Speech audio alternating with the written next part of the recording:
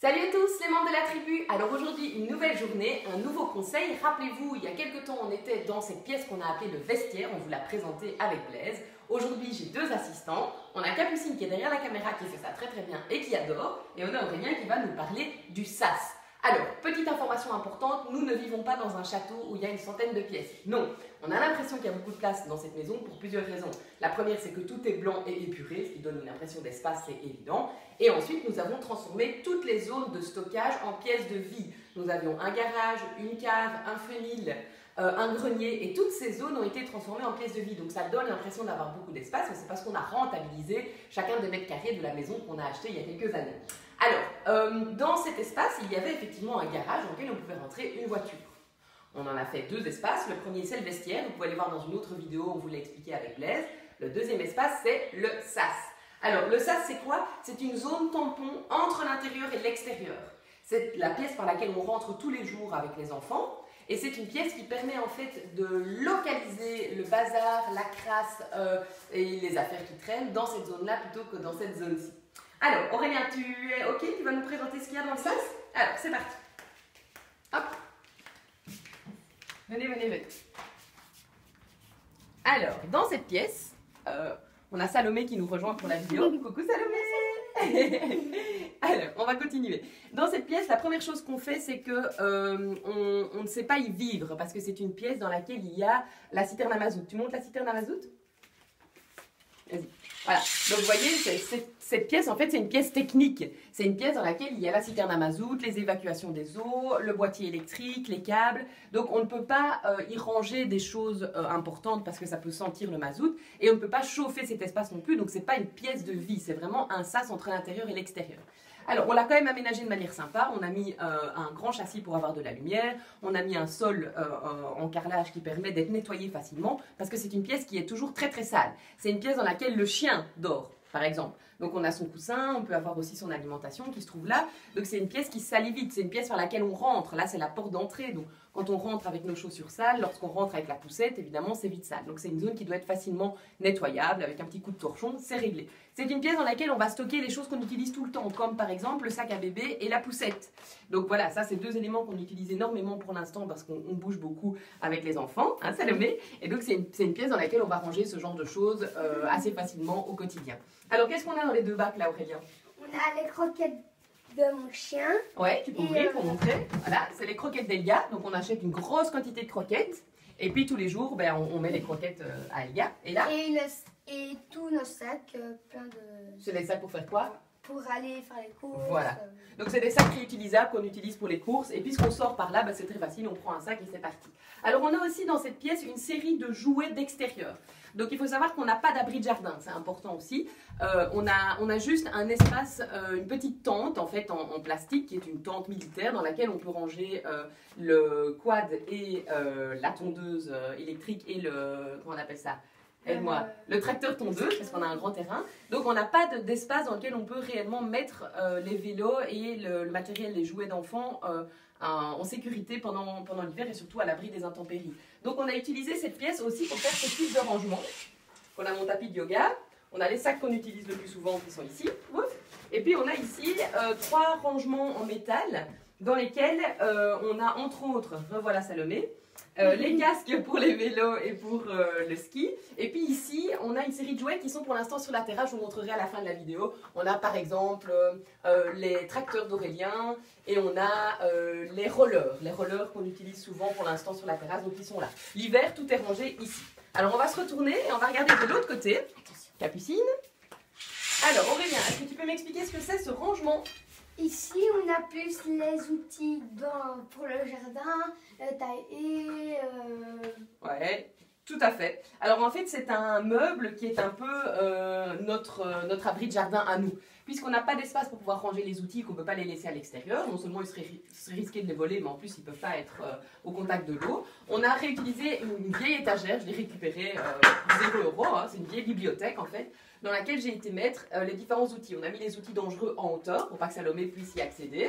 On a accroché ici comment on appelle ça, le coupe-bordure qui prend beaucoup de place. On l'a accroché avec un crochet hein, et on a mis la lame au-dessus pour éviter les dangers aussi.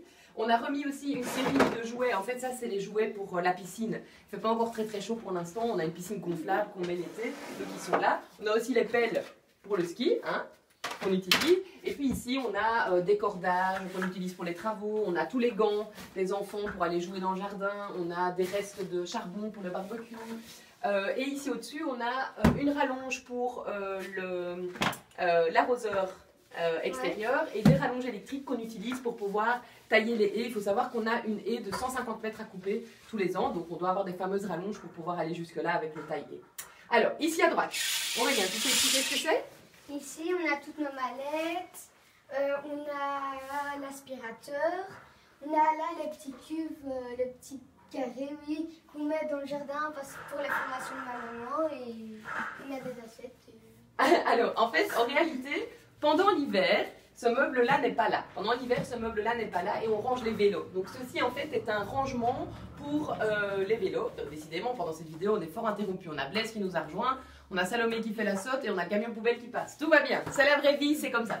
Alors, on a un rangement que j'ai acheté par internet. C'est hyper pratique. Je crois que ça devait coûter 70 €, quelque chose comme ça, sur lesquels on peut mettre en fait nos 5 vélos. Donc les 3 grands ont un vélo plus nous. Donc on s'est accroché par la roue le vélo pendant l'hiver. Pendant l'été et le printemps, les vélos sont dehors parce qu'ils sont utilisés tous les jours. Et du coup, j'ai suis venue remettre ce meuble-là, qui est un meuble qui sert pour ma salle polyvalente. Alors allez voir l'autre vidéo, vous vous souvenez, je vous ai fait une vidéo sur le vestiaire. Ce vestiaire est aussi ma salle de formation.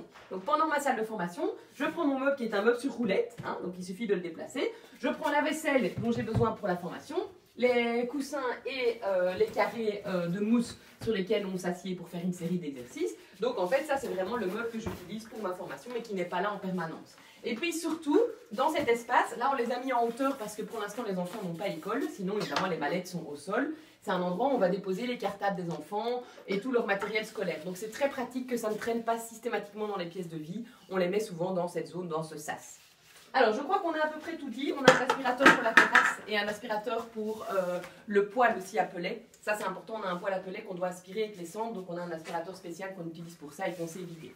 Je pense qu'on a à peu près tout dit pour cette pièce. C'est une pièce qui devient très vite bordélique et qui est très compliquée à gérer parce qu'il y a une quantité assez impressionnante d'objets qui viennent, qui sortent, qui rentrent, Voilà, il y a en permanence de l'activité. On rentre tout le temps par cette pièce, on y dépose des tas de choses. Donc c'est une pièce en fait dans laquelle je dois être beaucoup plus vigilante que les autres pour garder un espace confortable, aéré et propre. Et donc dans mes rituels du soir, je vérifie régulièrement cette zone pour la garder en ordre et pour pouvoir l'utiliser.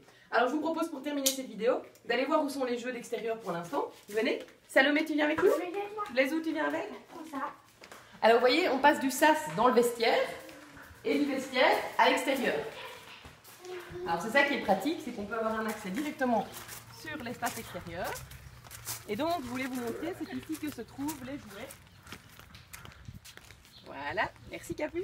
Donc en fait, ici se trouvent les jouets qui sont la plupart du temps dans le sas pendant l'hiver. Donc on a les raquettes, par exemple, de tennis et de badminton, on a les rollers, on a les tracteurs, on a le drone, tous les jeux qu'on peut avoir pour l'extérieur qui sont pour l'instant installés ici. Voilà. Et alors, on va terminer cette vidéo. Les enfants, vous avez envie de montrer ce que vous êtes en train de faire pour l'instant? Oui. Ouais? Bien, Capucine? Blaise? Quoi? Votre petite culture. Ah oui, donc ici, il faut passer, hop, au-dessus du fil que les enfants ont mis pour faire des parties de tennis. Donc, vous voyez, la terrasse, elle n'est pas terminée. On n'a pas encore eu le budget pour la terminer. Donc, c'est une dalle en béton. Mais c'est une dalle en béton très pratique pour jouer au tennis. Donc, les enfants ont improvisé un petit espace pour jouer au tennis. Alors, qu'est-ce que vous faites là, les gars? C'est quoi votre activité pour l'instant? Hier, on a été chercher des têtards dans le bois plus loin là-bas. Ouais. On les a ramenés. Puis on leur a fait une petite mare avec des herbes, Ouais. un caillou, parce qu'il faut comme ça. Ouais. Il faut un caillou. Ouais.